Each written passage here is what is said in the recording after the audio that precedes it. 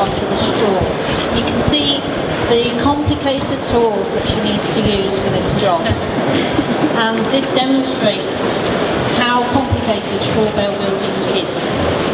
And the expense that you have to go to in order to buy the kits that you need to build a house like this. So, I know I'm being a bit facetious, but people don't really understand that this literally is what you get, how you do it. It really is as simple and as straightforward as this. And the sorts of tools that you need aren't very much more complicated. We have some specialist tools like this, which we call a persuader. And we use this for just sort of fine-tuning the building a little bit. So, for instance, when we've built it up to this height, we might find that somebody had a bit of bale frenzy. Have you heard about bale frenzy? Anybody? Okay, bale frenzy is a very infectious disease, and it's a sort of overexcitement that happens to people when you start working with straw, and you realise how quickly you can build something and how much fun it is and how enjoyable it is. And so you sort of get really quite excited about it, and then my job stops being teaching you how to do it, and it starts being, all right, we've got to go and have a cup of tea now, all right? It's time for a cup of tea. So we often find that people don't want to stop, and we work until the moon comes out, and depending on what time of the year it is, we might carry on as well after we've had our evening meal. So bale frenzy is what generally happens to people when you start getting interactive with the straw. Obviously, you don't have to get your hands into it yourself. Oh, Ray's just telling me that you should wear gloves. You can wear gloves if you want to, because this gentleman here said it was rather prickly to sit on, and it can be prickly to work with the straw all day. But you don't have to. And the same for the clay plastering. Because clay's not toxic, in fact, we could probably sell this bucket for about £1,000, in small little parcels. But we'll let you do it for free on our building. And clay is really good for your skin as well. It's very good for our buildings.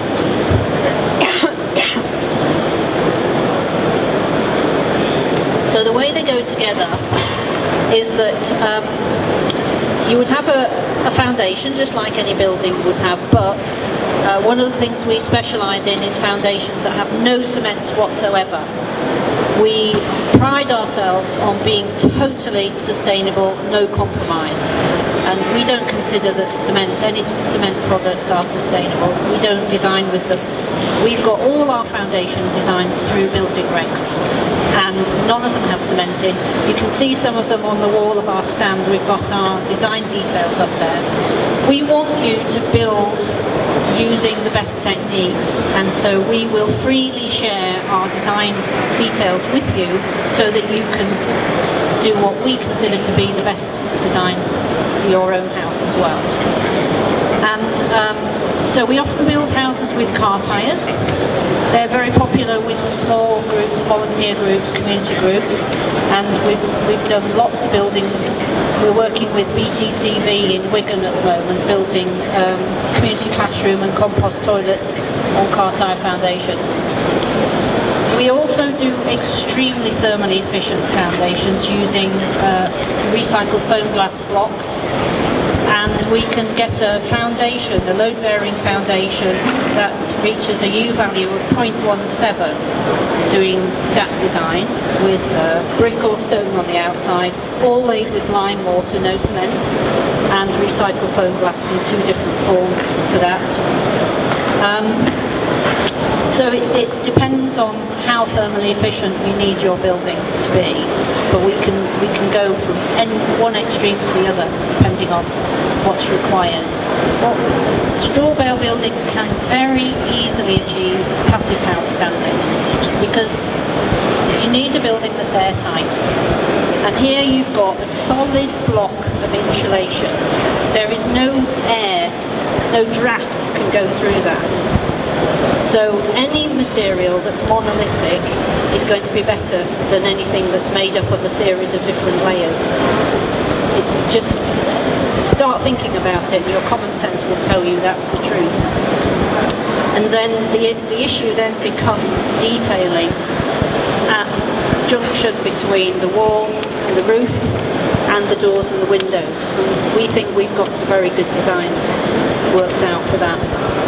We achieved an airtightness test of 2.62 with the council houses that we built a few years ago, and that was, we weren't even trying to achieve an airtightness level. So just think where we could get if we really were trying. And often our buildings will reach Passive House standards, but we don't go through the certification. We can also reach code level 6, but personally I don't agree with going that far, because it puts an extra 30 grand onto the cost of a house, whereas I would rather see the homeowner buying green energy from another supplier, for instance. A lot of the people we work with have to really watch their pocket. They're wanting to build houses because they don't have a lot of money themselves, but they still want a good quality, durable house. These houses will last for 200 years, which is rather longer than some of the modern houses that are being built to last 5 years longer than your mortgage if you're lucky. So people find it hard to accept that straw bale buildings will do all the things that I'm telling you they will do. They think there must be a catch to it. And there is a catch. The reason why everybody here at EcoBuild isn't building with straw is because a producer can't make money out of building straw houses. It's something that you can save money at if you're part of a community group, if you're a volunteer organisation, if you're a housing association and you want to do self-build or you want to do 20 houses, you can save money, but it's not a material that we're trying to sell you. We'll sell you our services, but we give a lot of those away as well on our website. We want you to get inspired by not compromising on materials and by building using completely natural materials, most of which you can find very close to home. And there's no reason why we can't build all our housing like this. We've certainly got enough straw produced in the country to do it. 4 million tonnes surplus to requirements every year. If we wanted to, we could. And the way it could work would be to have training courses so that ordinary people got back involved in house building again. And that's another aspect of our work, which is the whole how you feel about it aspect. Because we've had the knowledge and the power of building taken away from us by our mass-produced society and by our build it quick and cheap society. That means it falls down very quick as well. By very quick I mean within 50 or 100 years. And if what is the point of building a house that is not going to last a minimum of 200 years? That's our design standard, 200 years, because we want it to stand like the cob houses do and like the stone houses do that were built using traditional building methods, and they're still with us. These houses will do the same thing. Sorry about that. Phone's going all the time. So once we've built the foundations, we put a timber plate on the bottom. We use hazel stubs sticking up from the plate just to secure the straw on top. We build up 4 bales high. We use long pins like this to go through to hold it together, to give it a bit of integrity. Then we carry on up to 6 or 7 bales high. Then we put a timber plate on top, as you can see here. It would be more substantial than this. This is just for demonstration purposes. That can incorporate the floor joists if you've got a first floor, and go up again to build a second story. Then you have a similar plate at the top of however high up you go, where your roof is attached, and then your roof is very similar to any roof that you would come across nowadays. You try and make the weight of the roof bear on at least 2 walls, 4 if possible, and there are some issues about just thinking about the design of the loadings, but basically you can have any sort of roof that you want. You just need to know how the design works with straw. Windows and doors you can have, with a load bearing you wouldn't have an opening closer to the corner than a bale length, but we do lots of hybrid buildings, so we can have a building with a 10-metre glazed panel if we want, which is a rigid part of the building, and the rest of it could be load bearing. We've done lots, we're building one at the moment with the RSPB in Conway, like that, as an observatory.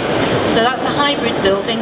It's just about getting the design right between the flexible parts, which is the straw, the lime, the clay, and the rigid parts, which is the timber and the glass. There's not a problem in doing that. And then off we go. One of the problems we are hitting is that contractors, there aren't enough contractors who know how to build with straw yet. We'll teach builders how to do it if they'll let us. Most of them won't let us. They're not interested in being told how to use this new technique because they know how to do it. They do it by adding a premium of 20% onto the price. You come across that? So we're trying to work with a quantity surveyor now to get so that we can get honest and fair prices sorted out for these buildings, so that our customers are not ripped off anymore by contractors who don't know what they're doing. Because that's what we're about as a company, really, is openness, sharing knowledge, and trying to get what we believe are really good ideas out there, so that you, ordinary people, can start building for yourself. So I've written a book about it. Pretty much everything I tell you in these talks and on the building site is stuffed in the book. If you're interested, we've got a little stand over there. We've got